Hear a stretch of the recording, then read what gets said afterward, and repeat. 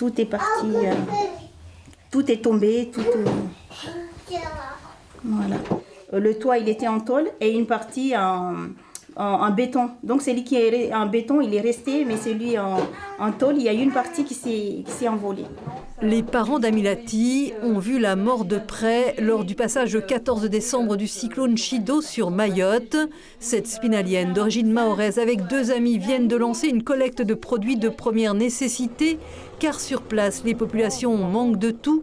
Les images défilent sur les médias avec des paysages apocalyptiques. Mamie Zara, elle n'a eu qu'hier des nouvelles de sa mère.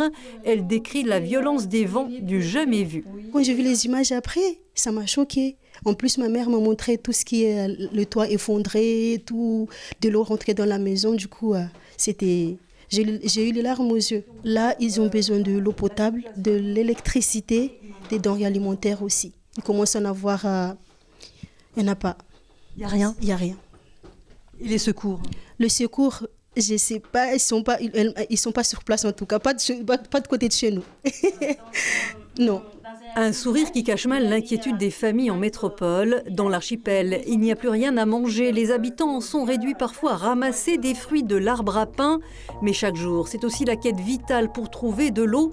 Et certains profitent de ce drame. 6 bouteilles d'eau peuvent se vendre 15 €, voire bien plus. Ils ne s'étaient pas préparés d'avance que les cyclones allaient tout ravager.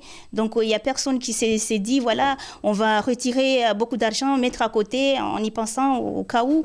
Mais voilà, donc la situation est vraiment difficile. Vous craignez la crise sanitaire? Sanitaire, oui, exactement. Ils vont dans les petites rivières, parce qu'il y a beaucoup de rivières qui sont sèches, mais dans les petits ruisseaux, ils lavent les assiettes, ils puisent l'eau pour se laver, pour faire à manger. Donc la situation est vraiment délicate.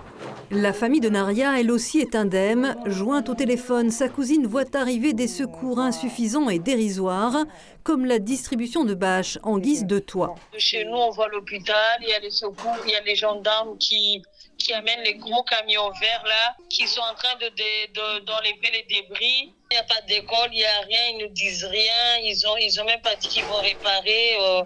Le président de la République, lors de sa visite, a promis 2 litres d'eau par personne, des packs d'eau justement, mais aussi des produits alimentaires et pour bébés, des vêtements. On peut en apporter au domicile de Naria, dont les numéros de téléphone s'affichent. C'est important d'aider les autres parce que moi, je ne le fais pas pour ma famille seulement, parce que ce n'est pas sûr que ça va arriver chez ma famille, mais je fais pour Mayotte. Pour Mayotte, parce qu'il n'y a pas à manger, il n'y a pas à boire, ils ont perdu leurs vêtements. Comme je vous ai dit, ma tante, quand j'ai parlé avec elle en appel, parce qu'on avait eu la chance de la voir en vidéo, elle m'a dit, regarde, elle portait un salouva. Salouva, c'est ce que je porte là. Et juste une châle en haut, elle n'avait pas ses vêtements, elle n'a rien du tout. Elle m'a dit, elle a tout perdu. Ces dons à Épinal seront acheminés ultérieurement par une association de Metz. À l'échelle nationale, 15 millions d'euros ont été collectés pour Mayotte.